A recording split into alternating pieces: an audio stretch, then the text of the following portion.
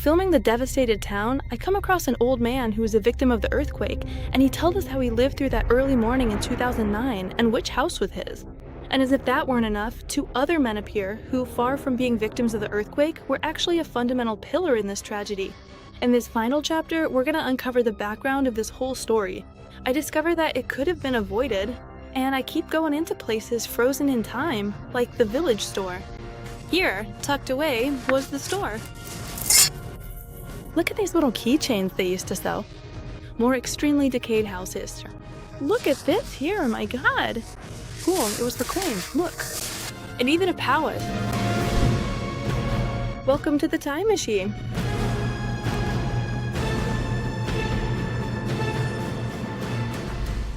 Oh god, I'm going crazy. Theater or church?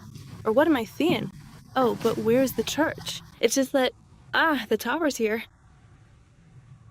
It's just, let's see if the tower is here. Look, the tower's over there. So it must be up there. And I've been up there before, and everything was closed. Oh my god, it might be closed now. Just so you see how big this town is, this is only one of the streets, and that's where Jesus is going down. And I'm looking to see if there's an entrance to the church, which is spectacular, but I'm thinking that if I waste too much time looking for the entrance to the church, when I could be looking at houses instead, it kind of annoys me. But it should be around here, I think. Hello. No, yes. This is the drink from before, huh? I can't leave you without knowing what the church looked like, so I did some digging online. The Urban Donut plan saved us. It's amazing to see how this colossal place looked after the earthquake.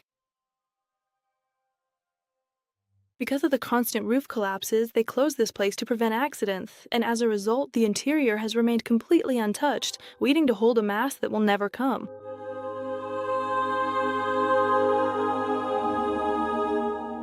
Look, Jesus is gonna check if he can find another entrance to the church. I'm already worn out. I'm gonna keep filming some areas. I've got more to see up ahead, but we've already accepted that we won't be able to see everything in one day. It's gonna get dark soon, and we have to keep moving along the route. But hey, as long as we can, we'll keep checking things out. More ruiz? What?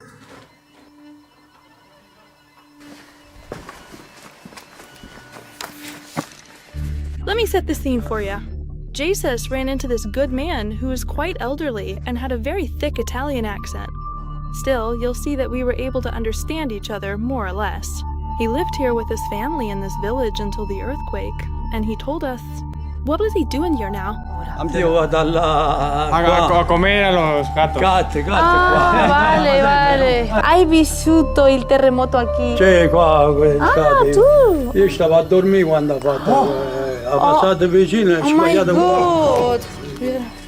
Que él estaba aquí dormido cuando pasó el terremoto. E qua c'abitava una famiglia, qua è una macelleria. The moment I found out he was a resident of this town, I knew it was my chance to ask about some of the houses I had seen, including the one with the girls' room. He gave us a little tour around the town, pointing out the houses of those who had died inside their homes. And the house with the child's room was one of the ones he pointed out. The town is very big, very big.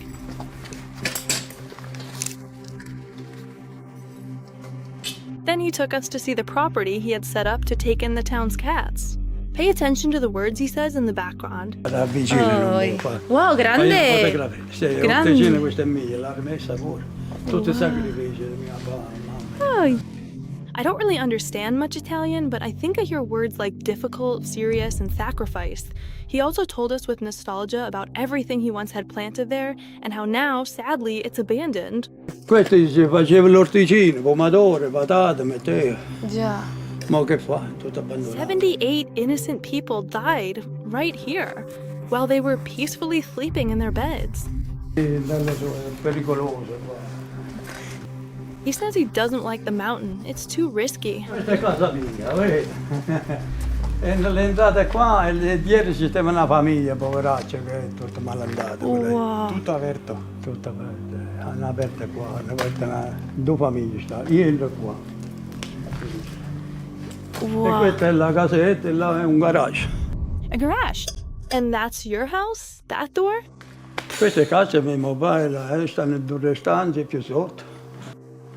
I have a hard time understanding a lot of what he tells us, but very kindly, when he saw I was interested in the church, he told me that if I went to visit the parish priest, he would give me the keys. But as you saw, we were running out of time. Ah, dalla cosa, quella va al parroco e te la fa da. Sì? Dice se può vedere, perché lui gestisce. Ah, ¿y dónde es el párroco?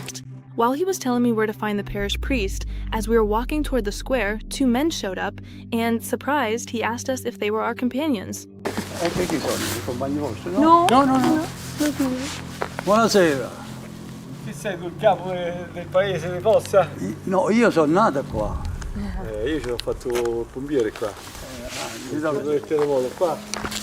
Questa è la chiesa. Abbiamo tolto tutte le statue, i quadri, le cose. Ma il lavoro quando comincia adesso? La parte sotto è quasi fatta. No, ma è Roma che non ci stanno. As you can see, it was a long and in-depth conversation, and I was able to understand that these two men were firefighters and carried out rescue work at the time of the earthquake, like here, where one of them tells us that people left everything in their homes because they themselves asked them to only take what was most important. I vigili del fuoco, stavamo dentro, prendevamo i documenti, la roba più importante. Lo más importante Accompagnavano loro, con un bombero. They told us that, aside from the deafening sound of the sirens, you could also hear crying, screams, and buildings collapsing. That night was like hell. Well, Jesus recorded with the GoPro these two men who were leaving. They were firefighters at the time of the earthquake. They worked here for 3 months straight, without rest, day and night, removing rubble, because he told us that this was a disaster and a tragedy for all the people who had to leave and left their belongings behind. I found out why. I asked, because it turns out that, of course, where they had to go live afterward was a much smaller house, really small, and all their belongings wouldn't fit. So that's why they left them here. Just like what happened with the eruption of the La Palma volcano, which we'll see in the next video, the people here who lost their homes because of the earthquake had to stay in prefabricated houses like these. More than 60,000 people lost their homes, and to this day, several tens of thousands are still waiting for a concrete house.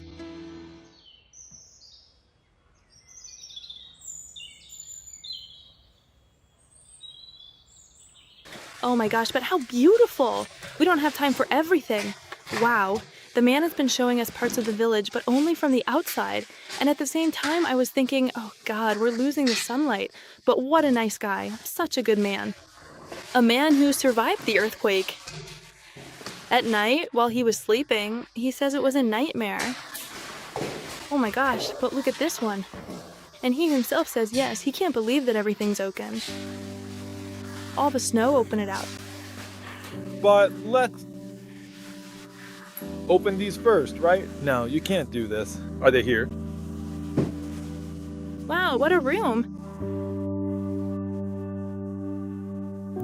Look at this other living room they have here.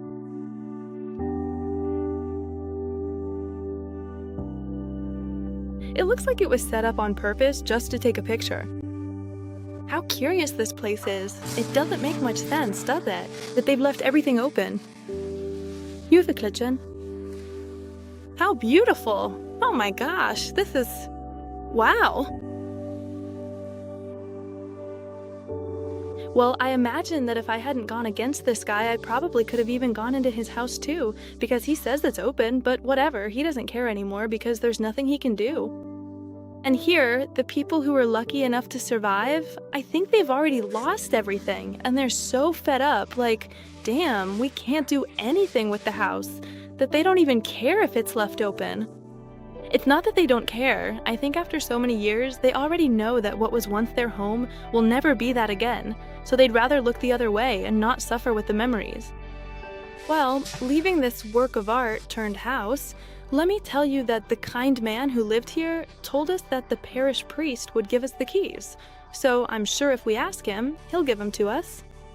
But we have no idea where the parish priest is, because he explained everything to us in Italian, and today, you know, we didn't really understand and all that, and well, in the end, the poor guy also had to leave. He was in a hurry, so we never found out where the parish priest is.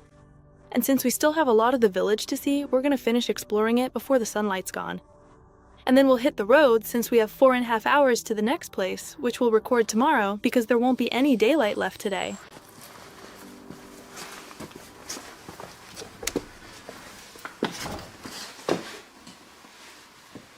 You know what I'm thinking? That the houses might be open. Because the firefighters had to come and make holes to check how damaged the architecture was. And that's why all the houses are open. Because, I mean, everything is beautiful. Look at that little doll over there, that figure.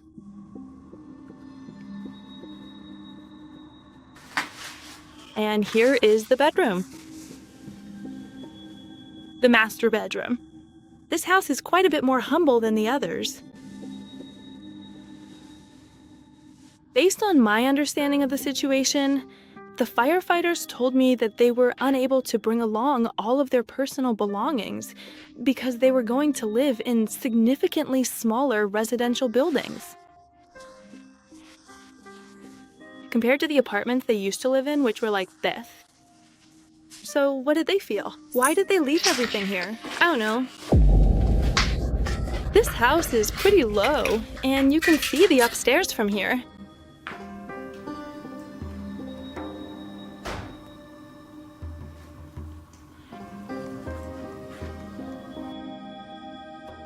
Well, we're now standing in front of the door of the house of the man we met earlier, who told us he doesn't even want to go inside because it makes him sad.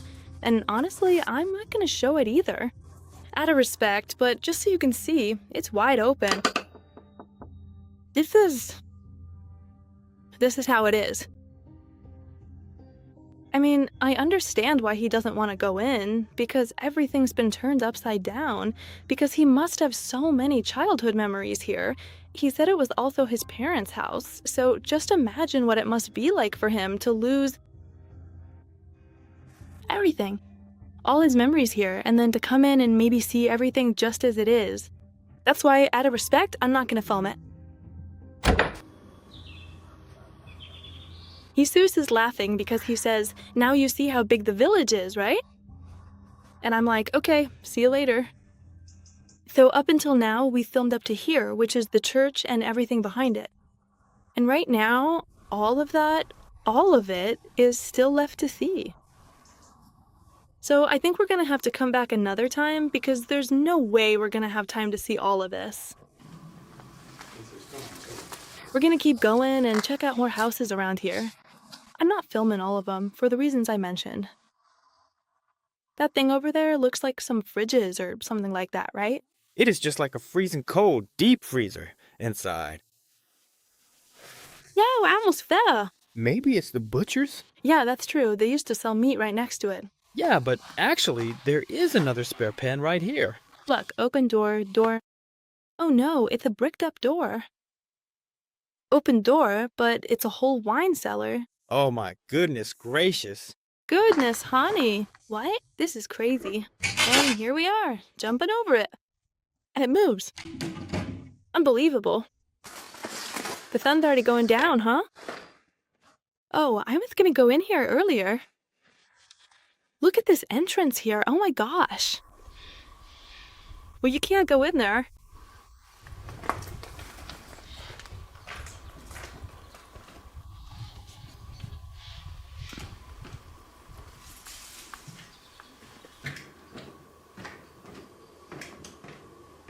It's already getting dark, and it's looking less and less likely that we'll be able to see the whole village. It's impossible. It's impossible. Well, unless we stay up all night, that's crazy. Now, I think you need at least 3 or 4 days here to really see all the houses in the village. Look at the church, how it's over there. I just can't believe that every door you push is open. And everything is still inside. Check out how beautiful this street is.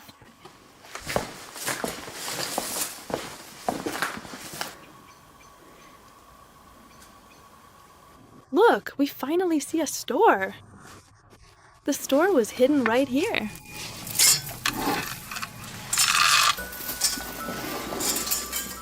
Whoa, there's a hologram. I just saw it on those walls. So this used to be a store, even a grocery store. Look, oh, frozen foods, frozen products. All the products would have been on the shelves here, so it was a grocery store that also sold frozen foods. And look, coffee cream. People have come here and, well, they've really looted everything. Unbelievable. Check it out, they even sold little keychains. Little keychains, oh my gosh, look. How cute. They probably sold a bit of everything for sure. It was like, well, the typical village store. Look, 5.15. Whoa, what's this? Oh, for kids, I see. Where they can also draw on stuff. Here's the little book. Here are 3 pairs of glasses. Oh no.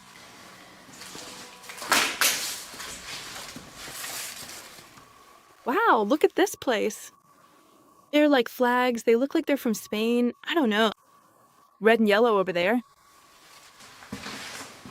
And here they had the kitchen, so I guess that in the same store they could cook. Maybe they made, I don't know, rotisserie chickens or hot, freshly made pizzas so people could take them home. Here was the fridge where they kept the products, and it was really, really big. Look, over there it was refrigerated, and here, well, there's that house. And this here is what I was telling you about. It looks like... Oh, the beer is still there in the can. And this is like the room where...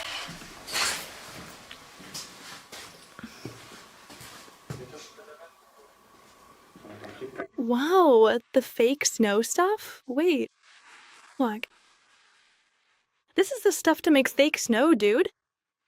For Christmas and all that. Everything's from 2010. Right. See everything? It expires in 2010, 2009. Everything is still sealed, huh? All the beers are still there. All the beer bottles. From Italy. The Italian War. That's wild. Oh, look, what they used to wear to serve people. The little white coats. Random here. You. Here you marked the price, applied it, and put it on. Let's see. Did it stay at that price? Yeah. Hey, just imagine, huh? 1.81, the last price they put.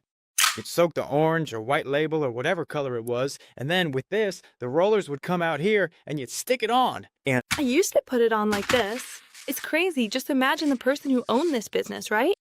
Suddenly left with nothing, no house and no store. I mean, just look at that. there's a dispenser for alcohol over there. What? What is this? In this town, there must have been a lot more stores. Is. It was meticulously and carefully crafted, and then finally made. For cutting tasks. Here? On top. They used to cook here, and then, like I said, look at the walls. This can't be healthy at all. Ugh, that is so frustrating. Man, I mean, we've been here a full 2 days now, and this? Oh my god. It's a good thing the pole isn't here, huh? Yeah, the pole has a light, look. It's true, it hadn't turned on yet. Unbelievable. Did you guys notice that we left the store and there's an open house right across the street? Oh my god. Oh, That lamp. Wow, this looks like it's for a birthday party, for sure. It's Tarzan's ticket. What an absolutely incredible and stunning sight to behold. Shame, huh? Look at the curtains over there. Well, this place is a total mess. That's why you can understand what that man was saying, the one who talked to us, that he didn't want to come into his house because of how everything turned out. Because, I mean, look at this.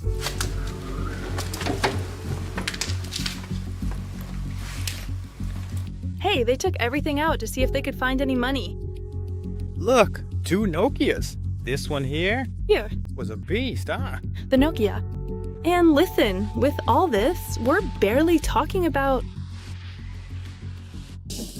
the people who, while sleeping, suddenly have their house collapse on them, and that's it. I don't know, your life. This is what most houses in this town are dressed with. They're olive branches.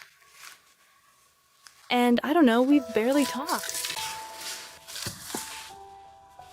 About all those people who were sleeping and suddenly had their house collapse on top of them and died. I don't know if it happened instantly or because they were crushed, which would be so much worse if it took them a while to die. Just imagine, from one night to the next, your life is all set. Your family, your kids, your husband, everything. Your house, right? And suddenly, you never wake up again. You don't have any ailments, you're completely healthy, and you never see it coming. That's just how life is. You never know when your time will come. I keep seeing this with so many abandonments. Live day by day. We're moving from street to street. We'll have to come back here, we promise. I mean, we're practically dragging ourselves from exhaustion now. Another house. Look at this here, for God's sake. Wow, it was a coin purse, look. Oh my goodness, and the whole kitchen is over here on the left. Do you realize that all the houses here in Italy, at least in this village, all of them, I mean, the main entrance is through the kitchen. In the kitchen, it's like in the old days when the kitchen was the gathering place for everyone because of the fireplace. Well, nowadays in Italy, it's the same. The kitchen is the main entrance. I'm going up and standing on the stairs. Everything is covered in black mold. Oh my goodness. Wow!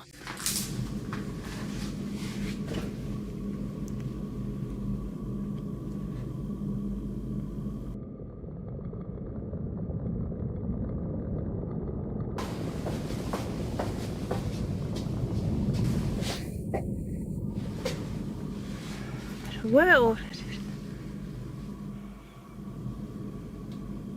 And I wonder, because some houses are in much better shape than others, I mean, why is this one so full of black mold everywhere and so badly deteriorated if it's been abandoned for the same amount of time as the rest? It's just something I really don't understand. Maybe it's the humidity, but I think it's made of concrete. It's not dug into the mountain, so in the end it's the same humidity. Wow, the sun is almost completely set now. There's just a bit left. Well, on camera it looks like there's a lot more light, but it's really not that bright. Jeez. What an immense madness. You know, have you noticed what's missing in this town? There are no cars in this town. Curiously, of course. And it makes sense because the ones who survived, they all left by car. Young people, so many people, I don't know how many there were at the time, but they all ran off with just what they had on and couldn't come back. Jesus was saying it's impossible to see this whole town now. Look at this alley, but, well, it's actually a staircase that goes in there. We were exhausted, but our desire to keep exploring outweighed the fatigue. We found another main street. Help! More doors! Let's see, help. I'm enjoying this like a little kid, but still. Oh my gosh, a slope! To another street. Like I was saying, well, wow, look at this house. The cracks it has, too.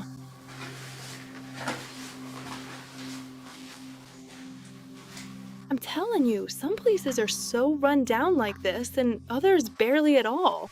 I just don't get it.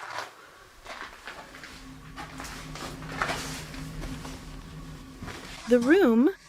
Whoa, the whole wall collapsed right on top of the bed. And us? Down there, under a basement, there's a washer here, like a tiny little spot. Let's see if I can show it just as it is. It's like a super small room that closes with a curtain. There's the washing machine. And this goes down to the cellar, I think. Wow. So tall. Geez, the ceilings are super high here. Of course, and these people were used to living In houses as big as this one. Oh, look at all the letters scattered everywhere. Wow, the door. Seriously, what a cool door. Look, I'm sure it was painted for the kids. How awesome! Did you see it? Wow. So, like I was saying, these people were used to living in such big rooms. This camera I'm recording with right now doesn't have a wide angle, so you can't really see what it's like. Whoa, that's dangerous. Yikes. Okay, look at how everything has fallen down here. Wow, look at how those incredible pictures somehow managed to end up all the way over there. All right, let's go. Let's not push our luck any further. I think that's enough for today. Okay, I'll finish with this room over here, which I didn't know what it was. It's weird that they have this here. Just 3 steps to get to the bathroom. That's it. Oh, right, it goes upstairs too. The bathroom is super narrow. And that's it, just a bathroom. And upstairs, whoa, it's honestly scary to go in here. Even more so because look at what's right next to me. There, the cracks. They're dangerous, really dangerous. A deer. Climbing up here is giving me a bit of a bad feeling. 2 traps. Wow, what an amazing room. Oh, look, you can see the light from Jesus down below. He's peeking out down there. With the same thing I just showed you all, and there was a painting there, like of a king. You see it? Man, I didn't want to miss it. Well, that's it. I think that's enough. We've tempted fate enough for today. Seriously, I think when we're exploring, we forget about the danger we're exposing ourselves to. Just one wrong step, a fall from the ceiling or the wall, and it's all over. I think this is the price to pay for living while enjoying my passion. The living room. I'm telling you, I almost missed it. It's downstairs, okay? I went down, we were about to leave, and right here is the living room. The plants have grown all the way inside the house. Well, now it's completely dark. The moon is out, and we think it's time to head back. We've only seen half the town. And when I say half the town, I mean it literally. Half the town, but I told you we were 4.5, 5 hours away from the next abandoned place we wanted to visit today, which is now impossible for us. So we're gonna hit the road, sleep in the car halfway there, and tomorrow we'll keep going, hoping to bring new content to the channel. There are still more houses over there. Man, we missed out on seeing them. Wow, no, don't go in. But then, oh man, me too. Oh man, It's all collapsed. It's caved in. Caved in from above. There's the kitchen with all the jars of tomato preserve still down. Just take a look at this. I dropped it. Oh no, yeah.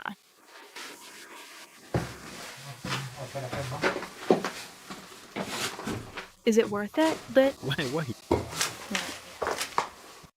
this is crazy.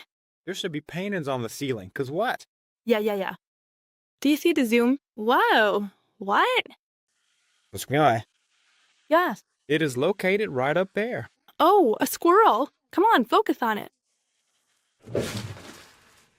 It's bald. The squirrel doesn't even have skin anymore. Wow. A photo of one of the members, and this was the main dining room. There's a baby carriage, like from... Whoa! I almost fell! Okay, oh my gosh. Let's go already. The wall sounds exactly like it's probably nothing. Let's just keep moving.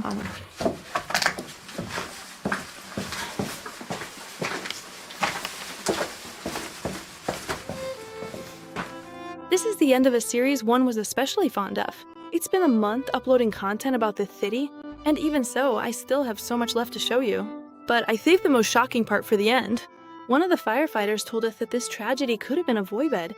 There was a man who warned days before the catastrophe that it was gonna happen. I found out that the man he was talking about is Gianpaolo Giuliani. He wrote a book titled My Truth About the Earthquake. He is known as the person who warned days before the catastrophe that it was coming, but no one listened to him, accusing him of being an alarmist. He passed away in 2022, and it wasn't until his final years that many people began to seek him out for information about his method of predicting earthquakes. I dedicate this video to him, to all the victims of this tragedy, and to their families, who had to bear the burden of grief.